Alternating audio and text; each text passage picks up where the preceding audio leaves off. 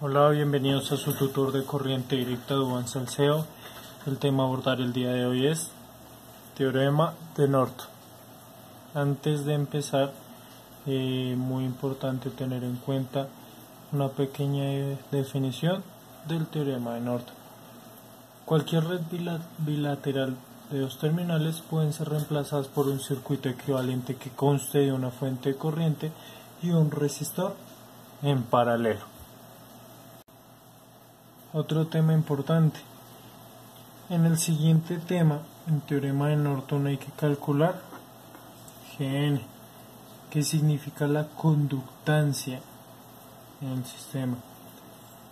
Para poder calcular la conductancia de Norton, hay que dividir el circuito en dos redes. ¿Sí? La conductancia se obtiene apagando todas las fuentes del circuito y calculando la resistencia equivalente entre las terminales abiertas A y B del circuito.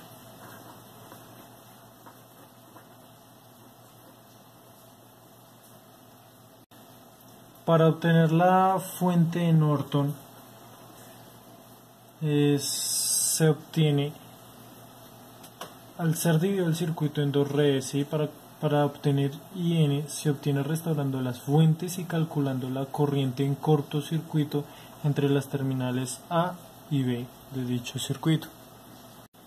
Al tener esta pequeña definición, el último paso a seguir para finalizar es solo unir las dos terminales entre A y B, ¿sí? Se unen ambas redes para calcular cualquier incógnita del sistema. El paso a seguir después de esto, lo primero que debemos realizar es abrir el sistema para poder solucionarlo.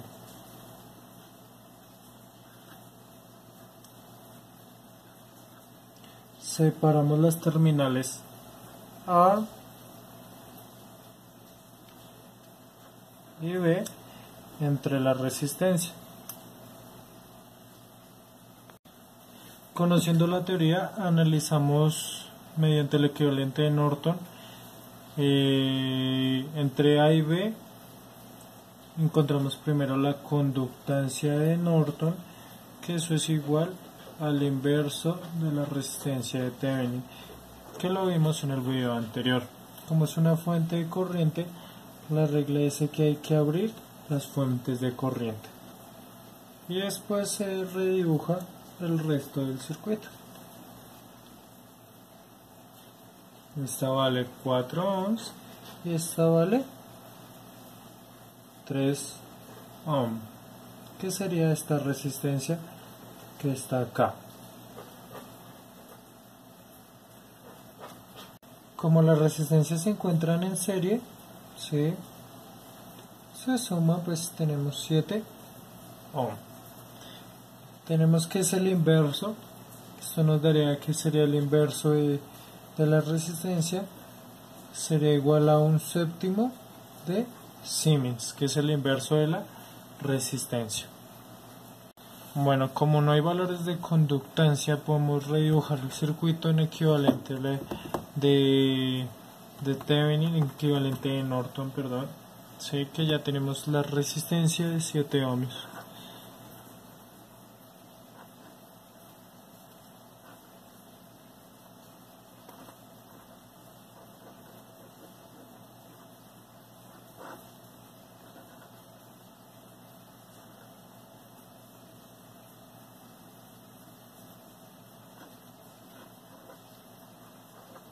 Bueno, lo que sigue es obtener la fuente de Norton, que en este caso el método es tratar de hacer un cortocircuito en las terminales abiertas A y B, ¿sí? Las terminales A y B, y calcular qué corriente circularía por ese cortocircuito.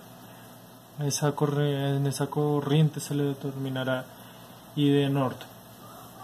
Y en esta fuente de corriente supongamos que la vamos a girar completamente, que es la fuente de 10 amperios, y nos damos cuenta que está siguiendo dos caminos en algún punto, que sería uno la resistencia de 3 ohms que viene en paralelo con la fuente de 3 ohms y el otro camino es donde viene la corriente de Norton, ¿sí? En el cortocircuito. Y en la corriente de Norton que fluye por acá es la corriente 4 ohms que cerraría en el circuito como tal. Es un circuito en paralelo que tiene una fuente de corriente total de entrada, donde corriente 1 se divide en dos ramificaciones. Necesitamos la corriente de Norton, que se puede calcular con un divisor de corriente. La corriente total por la resistencia adjunto, o sea, como tal la que se opuesta a la que yo quiero calcular, sobre la suma de ambas resistencias.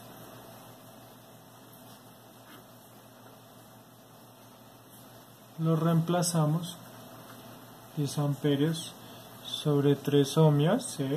Sobre la suma de las resistencias, que sería 7 ohmios, y de esta forma podemos realizar el cálculo. Al hacer la multiplicación y la división entre estas dos resistencias me da una corriente de 4.28 amperios. De esta manera ya sabemos que la corriente de Norton que transita por ese lado es de 4.28. Ahora lo único que tenemos que hacer es colocar el equivalente aquí. Al regresar unimos las dos terminales en la red que excluimos al principio. Al unir las dos terminales de entre A y B con la resistencia que se excluyó al principio, nos da como resultante el teorema de Norton. El equivalente de Norton es un tema un poco más complejo, basta de entender, ¿sí?, como tal el sistema. Espero haberles sido de ayuda. Nos vemos en otro video.